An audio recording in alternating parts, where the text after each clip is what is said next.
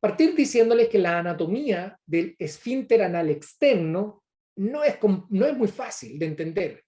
Es tan compleja que fíjense que si uno revisa todos los textos de anatomía que han sido publicados hasta la fecha, ni siquiera los textos se han logrado poner de acuerdo de si es que el esfínter anal externo consta de 3 partes, 2 partes o una parte. Y eso es porque cuando uno hace una disección anatómica, incluso cortes histológicos, hay una variabilidad importante entre las pacientes, y eso ha sido documentado en todos estos textos. Sin embargo, actualmente existe más o menos consenso de que el esfínter anal externo consta de 3 partes. Pero solo este gráfico se los pongo para que entiendan la complejidad anatómica que tiene esta estructura. Este es un diagrama que muestra el canal anal y que nos muestra las diferentes estructuras anatómicas que nosotros deberíamos ser capaces de ver, ¿cierto?, a través de algún estudio de imágenes. Esta es una magnificación, ¿cierto?, de la última porción del canal anal, donde tenemos el plexo hemorroidal interno, el plexo hemorroidal externo. Vamos a tener luego el esfínter anal interno, el esfínter anal externo. Ya les dije que hay un poquito más de consenso de que consta de 3 porciones: la porción profunda, la porción superficial y la porción Rodrigo, subcutánea. ¿Sí? necesito interrumpirte, no estás compartiendo pantalla. Ah, perdona, se me cayó el sistema. Uy, qué mal que no me habían dicho. Ya. Mira, no ha sido tanto porque habían poquitas cosas. Ese es el gráfico que les mostraba, perdona, de los textos de anatomía, ¿ya? Para que se vean la cantidad de textos que hay, que divide en 3, 2 y una parte. Y esto es lo que le estaba mostrando. El plexo hemorroidal interno, plexo hemorroidal externo, esfínter anal interno, esfínter anal externo con sus 3 porciones: profunda, superficial y subcutánea. Subcutánea porque está inmediatamente debajo de la piel del ano.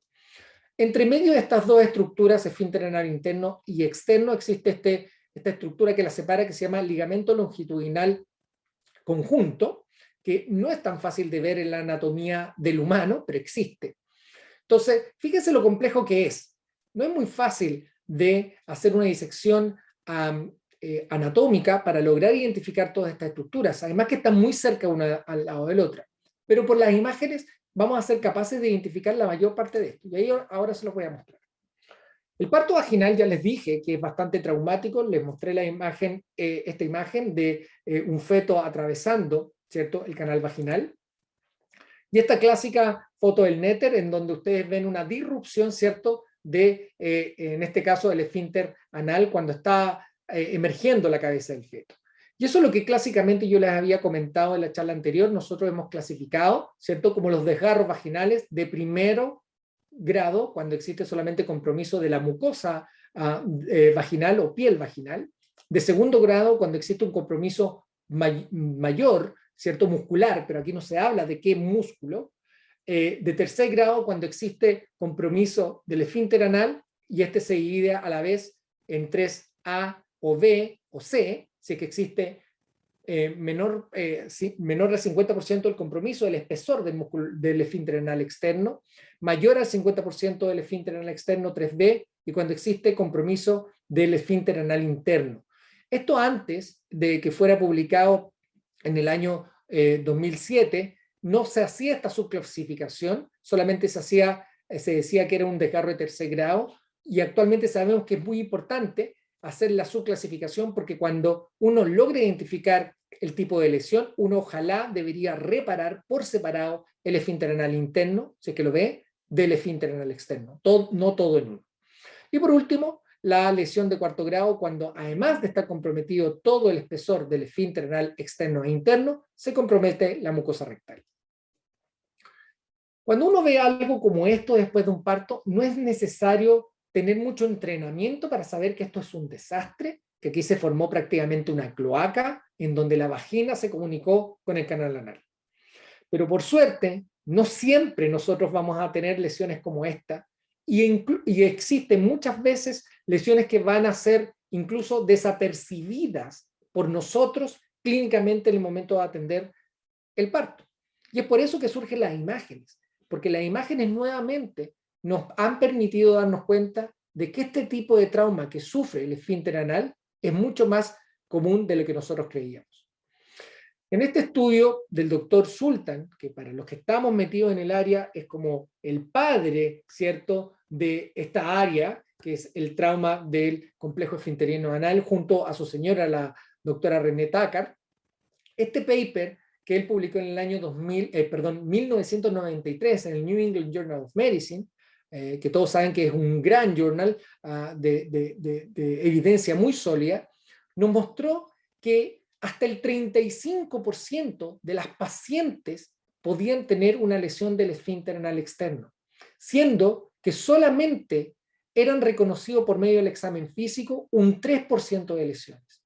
Esto causó un revuelo gigantesco, porque esto nos daba cuenta de que la gran parte del trauma del esfínter anal o no eran diagnosticados en el momento del parto o simplemente era oculto a nuestros ojos, que no era posible diagnosticar, tal como les comenté sobre el trauma del elevador del ano, que muchas veces las mujeres pudiesen tener el músculo disrupcionado y sin embargo nosotros no lo íbamos a poder ver porque estaba cubierto por mucosa vaginal.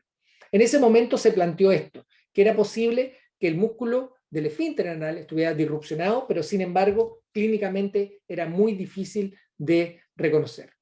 Y en este paper ellos encontraron que las lesiones obstétricas del esfínter anal, o OASIS en su sigla en inglés, que es Obstetric Anal Sphincter Injuries, correspondía en su mayoría al parto operatorio, pero el parto operatorio por fuerza.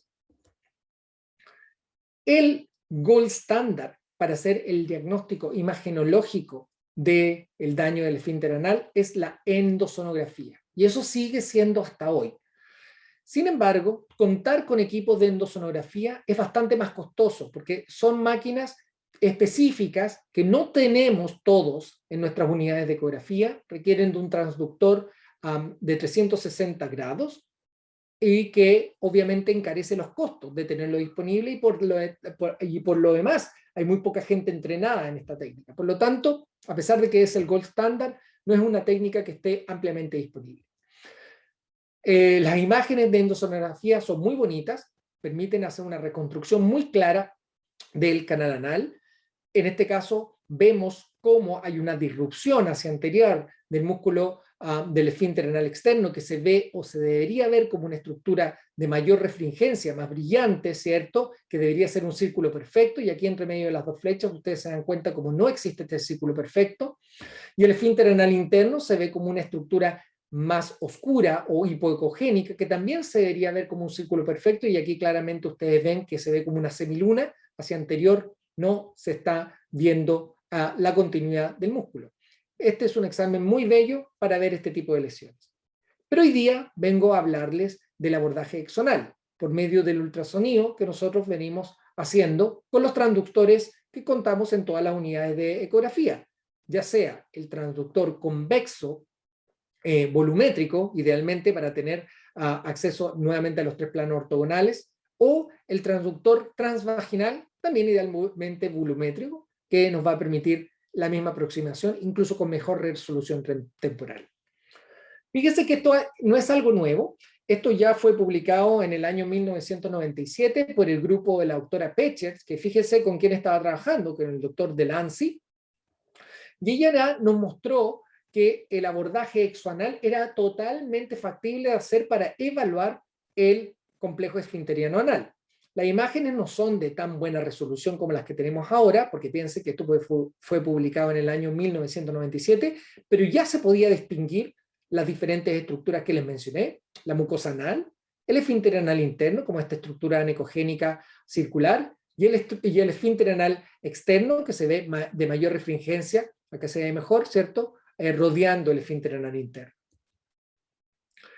En la revista chilena de ultrasonido en medicina y biología, en el año 2007 el doctor Guerra publicó la valoración exoanal utilizando el transductor transvaginal apoyado sobre el cuerpo perineal para ver la estructura esfinteriana. Y les invito a los que tengan acceso a esta revista que lo revisen. Es un paper muy interesante que muestra imágenes muy bonitas de cómo se ve el esfínter. Y es del 2007, ya hace unos cuantos años. Tremor Trich también publicó en el año 2005 la aproximación exoanal, pero con un transductor lineal que no está disponible en todas partes, pero también generó imágenes bastante buenas para evaluar el complejo esfinteriano. Yo les voy a mostrar la evaluación exoanal con el transductor convexo transabdominal que utilizamos para la evaluación del piso pélvico habitual. Nosotros lo único que hacemos es girar el transductor apoyándonos sobre el cuerpo perineal, lo que nos va a permitir reconstruir el complejo esfinteriano. Aquí está la mucosa anal, el esfínter anal interno, tal como se los mostré, y el esfínter anal externo.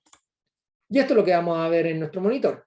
Mucosa anal, con la clásica forma en estrella, que da los pliegues de la mucosa anal, el esfínter anal interno y el esfínter anal externo. De esa forma vamos a poder ver también cuando existen disrupciones. Fíjense acá, tal como les mostré en imágenes del endosonógrafo, podemos ver cómo en este caso el esfínter anal interno está disrupcionado hacia anterior, así como lo está también el esfínter anal externo. No hay un cierre total, hay una semicircunferencia, no un círculo perfecto como debería verse. Así es como se ve en el plano coronal y en el medio sagital como se ve el defecto. Algunos aspectos técnicos a considerar para optimizar la calidad de la imagen que les voy a mencionar, vale la pena que lo tengan en consideración cuando hagan el seteo del ecógrafo. Lo ideal es reducir el ángulo de apertura no más de 70 grados, eso nos va a permitir mejorar la resolución temporal de nuestra adquisición de la imagen. Vamos a reducir la profundidad a no más de 5 centímetros porque no queremos ver tan profundo, nos interesa ver los primeros 5 centímetros desde la piel en profundidad. Obviamente eso es lo que mide el espesor del esfínter anal. Yo les recomiendo activar el VCI si es que tienen esta alternativa en sus ecógrafos, el Volume Contrast Imaging, que lo llaman de diferentes formas dependiendo de la marca del ecógrafo, en visión 3D. Dejar una zona focal lo más cercana a la superficie, insisto, para mejorar la resolución temporal. Como ya les comenté, nosotros hemos estandarizado rotar el transductor en 90 grados hacia la derecha, pero si usted lo hace a la izquierda y entiende que los lados están cambiados, no hay ningún problema, esto dependiendo cómo ustedes acostumbren a su cerebro a trabajar. Y nos apoyamos sobre el cuerpo perineal ligeramente hasta conseguir la imagen del esfínter anal sin distorsión. Tal como les comentó ayer en su charla Alejandro, es importante utilizar abundante gel para apenas tomar contacto, evitando que entren burbujas, para que no se produzcan estos artefactos de reverberancia producidos por el aire entre medio del transductor y la zona a evaluar. Utilizando la tecnología 3D, como les comenté, nuevamente vamos a tener acceso a los 3 planos ortogonales, plano coronal, ¿cierto? Que ya la han visto esta imagen, el medio sagital, y el plano axial. El plano axial, la verdad, que nos sirve solamente para orientarnos, no nos ayuda mucho en el diagnóstico, pero sí es fundamental tener una buena visualización, ¿cierto?, del plano medio sagital, de toda la extensión del canal anal, porque tenemos que evaluar la totalidad, ¿cierto?, del canal anal para saber si es que existe una lesión del esfínter, cuál es la magnitud en extensión de ese trauma. En el año 2006, Yael Ivalsky, del grupo de Israel, publicaron este paper muy interesante sobre la evaluación exoanal, ¿cierto? Haciendo reconstrucciones incluso muy bonitas de cómo se veían los esfínteres anales internos e externos disrupcionados, como ustedes pueden ver. Es importante tener en consideración que hay una diferencia anatómica entre géneros, masculino y femenino, al momento de evaluar el esfínter anal en las mujeres. Y esto es porque si uno ve el esfínter anal externo masculino, uno se va a dar cuenta de que todas las porciones, las 3 porciones que fueron descritas, la profunda, superficial y subcutáneo, son más bien transversales. Es decir, la parte anterior es exactamente igual en ancho a la posterior. A diferencia de las mujeres, que hay una diferencia entre la porción posterior, principalmente de la porción profunda y subcutánea, con respecto a su pared anterior, que es la que vamos a evaluar. La pared anterior generalmente es más corta. Y eso es importante tenerlo en consideración, insisto, para saber que, por ejemplo, una imagen como la que ustedes están viendo acá, en donde pareciera que el esfínter anal externo hacia anterior está disrupcionado, Si están a nivel de la porción profunda en el primer corte, esto no necesariamente es patológico. Es parte de la normalidad del esfínter anal externo en una mujer. Eso es importante tenerlo en consideración porque si no uno va a hacer un sobrediagnóstico de lesiones. Y es por eso que utilizando ese conocimiento anatómico, nosotros tenemos que tratar de identificar cuáles son nuestros límites para poder evaluar la extensión del trauma que existe particularmente en el esfínter anal externo. Fíjense acá que en el plano medio sagital, donde vamos a tener que ver, ¿cierto? Que tenemos toda la extensión del canal anal, vamos a tratar de identificar en la pared posterior dónde está el límite entre el músculo elevador del ano y el esfínter anal externo. Y esto se ve generalmente por una tenue línea iso o anecogénica que separa estas dos estructuras, músculo elevador del ano del esfínter anal externo. Ahora, presten atención al esfínter anal externo. Tiene esta forma de engota. Pareciera que hacia posterior tiene una gotita. Entonces, entendiendo que el esfínter anal externo hacia anterior es un poquito más corto, esta porción va a quedar por sobre la parte anterior del esfínter anal externo y esta porción también va a quedar por sobre. No quedan al mismo nivel. Entonces, si yo hago un corte a este nivel y no veo nada hacia anterior, quiere decir que eso es parte de la normalidad. No quiere decir que esté disrupcionado. Lo mismo en la porción profunda. Eso lo tengo que tener en consideración.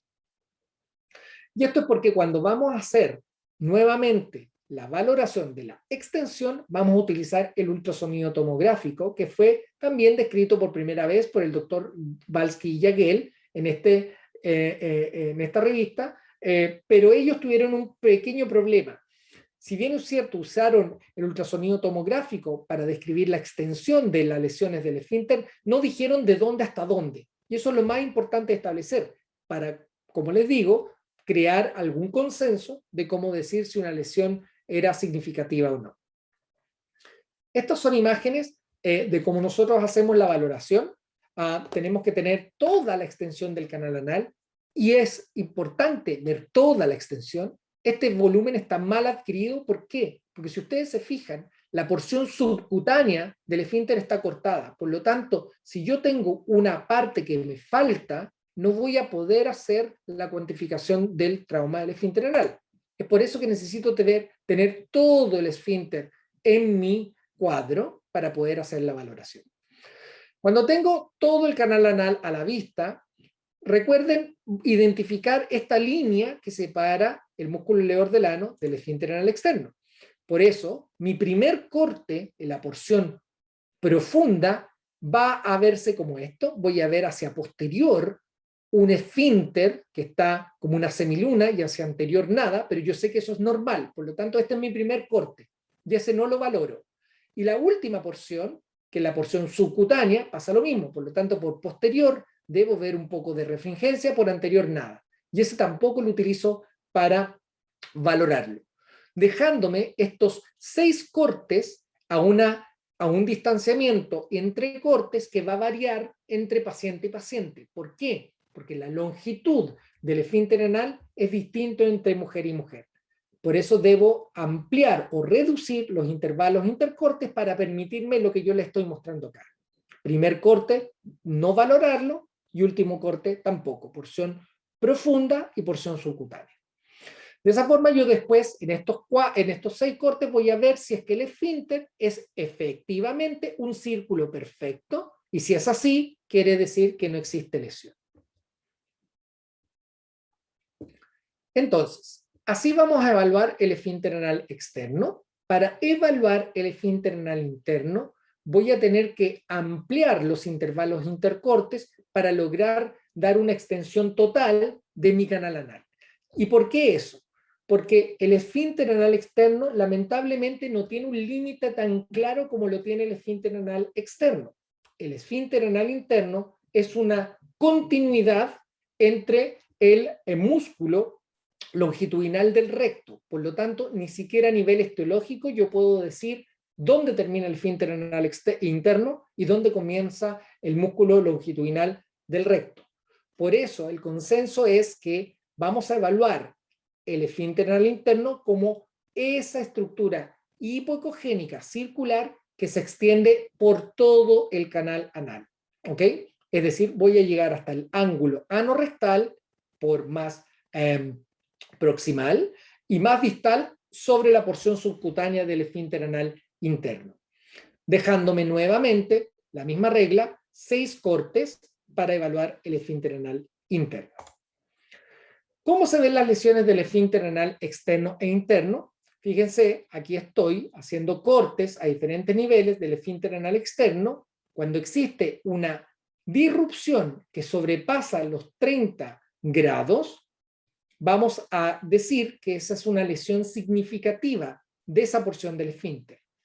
Y cuando la extensión de la lesión del esfínter sobrepasa 2/3 del largo total, es decir, al menos 4 de estos 6 cortes, nosotros lo vamos a considerar una lesión significativa.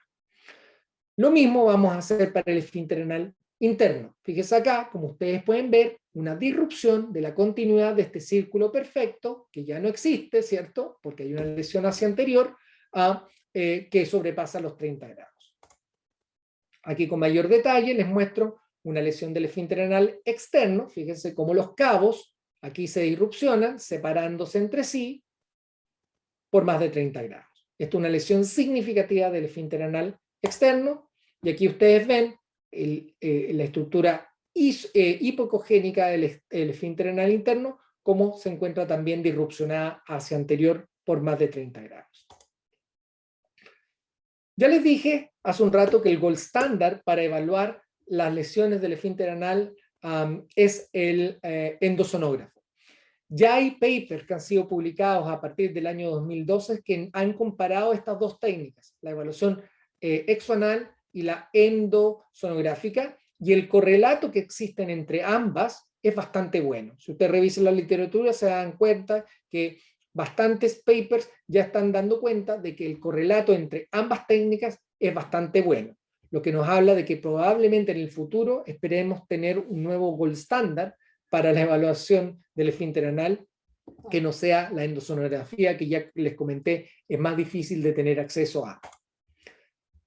Yo les muestro este estudio que tuve el placer de publicar con el doctor Dietz en el año 2013, en donde al igual que lo que él hizo con el músculo ileor del ano, nosotros ahora evaluamos las lesiones de esfínter anal antes y después del parto en pacientes primíparas. Esta es la misma paciente antes de su parto. Fíjese cómo se veía el esfínter anal interno y el esfínter anal externo como un círculo perfecto, y después de su parto, lamentablemente señalado por un asterisco, cómo se ve una solución de continuidad hacia anterior, en este caso el esfínter anal externo. En este paper nosotros evaluamos a 320 pacientes y encontramos un 28% de los efectos significativos del esfínter anal externo. Y lo que era peor, que un 87% de las pacientes que presentaban este tipo de lesión no existía evidencia clínica de haber tenido una lesión en el momento de que atendieron su parto. Y de esta cohorte solamente encontramos 3 pacientes que tenían un periné indemne, es decir, que no existía ningún tipo de lesión de la piel o de la mucosa que pudiese decirnos, ¿sabes qué? Es probable que la lesión en esas señoras realmente era oculto. ¿Por qué? Porque vamos a ver en un ratito más que en realidad la mayor parte del trauma obstétrico del esfínter anal no es que sea oculto, sino es que no es diagnosticado. Nuevamente, nosotros tratamos de identificar cuáles eran los factores de riesgo para que estas mujeres tuvieran este tipo de lesión, y metimos todos los factores obstétricos que ustedes conocen: edad materna, edad gestacional, tamaño del feto, peso y uso de parto operatorio, y particularmente forceps y vacuum. Lo que encontramos nuevamente fue que el forceps fue el principal factor de riesgo para que una mujer tuviera este tipo de lesión. Si bien es cierto, el vacuum tenía una tendencia, no resultó ser estadísticamente significativa, a diferencia del forceps, como agente de riesgo para tener este tipo de lesión. Y eso ha sido documentado largamente en muchos estudios a través de la historia de la medicina, de que el forceps junto con la episiotomía son los principales factores de riesgo para que una mujer tenga además lesiones del esfínter anal. Otros factores de riesgo que han sido publicados y que salen de diferentes papers tienen que ver con el peso del feto, el tamaño del cráneo, pero prácticamente todos los papers coinciden de que el forceps es el principal factor de riesgo. Y ya les hacía mención de que pareciera ser de que el trauma del esfínter anal, a diferencia de lo que ocurre con el músculo elevador del ano, pareciera que está subdiagnosticado. Y este paper también me gusta citarlo mucho, que es del grupo del Dr. Sultan, publicado por el Dr. Andrews, en donde se hizo una doble evaluación de las mujeres después de que tenían su parto con respecto al grado de trauma que existía en el canal del parto. ¿Qué pasaba? Las matronas o médicos que atendían el parto hacían su clasificación de trauma vaginal. ¿Y qué es lo que pasaba? En esa primera evaluación, un 11% de las mujeres habían tenido una lesión de tercer o cuarto grado. Después, en forma ciega, llegaba un visiting scholar, el Research Fellow, que en este caso fue el doctor Andrews, y reclasificaba a las pacientes en cuanto al grado de lesión del esfínter que podía estar comprometido. Y lo que encontró fue que se duplicó, o más que duplicó, la tasa de detección clínica del esfínter anal. Fíjense que el doctor Andrews logró identificar un 24.5% de lesiones del esfínter. Altísimo. Ahora uno podrá decir, chuta, pero ¿quién dice que el doctor Andrews tenía realmente la razón? Bueno, esto fue correlacionado con una endosonografía. Y el correlato imagenológico versus el clínico del doctor Andrews prácticamente fue 1-1. Lo que habla de que en realidad, clínicamente, sí es factible de identificar si uno presta atención al detalle anatómico del complejo esfinteriano. En este paper, el 86% de las lesiones no fueron detectadas, muy similar a lo que encontramos nosotros en el paper que les mencioné hace un slide. La episiotomía es un tema muy importante que no me voy a extender porque ya me quedan solamente un minuto para terminar mi presentación, pero las cicatrices y episiotomía también se pueden ver por medio del ultrasonido de piso pélvico. Aquí vemos una cicatriz que se está dirigiendo peligrosamente hacia el esfínter anal, por eso hay que hacer la episiotomía cuando son necesarias, bien hechas. Y la reparación quirúrgica también es importante. Hay que aprender a reparar quirúrgicamente uno cuando detecta estas lesiones, porque cuando las lesiones quedan mal reparadas, van a provocar consecuencias deleterias en el futuro de esa mujer, como incontinencia anal. Aquí vemos una lesión 3A, donde ustedes pueden ver una pequeña muesca, ¿cierto?, del esfínter anal externo, que fue bastante bien reparado, a diferencia de esta otra paciente en donde el esfínter, si bien es cierto, trató de ser reparado. Si ustedes se fijan, el esfínter anal interno está totalmente disrupcionado hacia anterior y el esfínter anal externo, la verdad, que se ve también en muy pobres condiciones. Y eso es importante porque nosotros publicamos un paper que nos objetivó de que si es que las lesiones del esfínter anal evaluadas por ecografía transperineal persistían después de haber sido reparados quirúrgicamente en el momento del parto, es decir, era como si es que el esfínter no hubiese sido reparado, esto tenía una asociación directa con síntomas de incontinencia fecal, lo que es muy importante.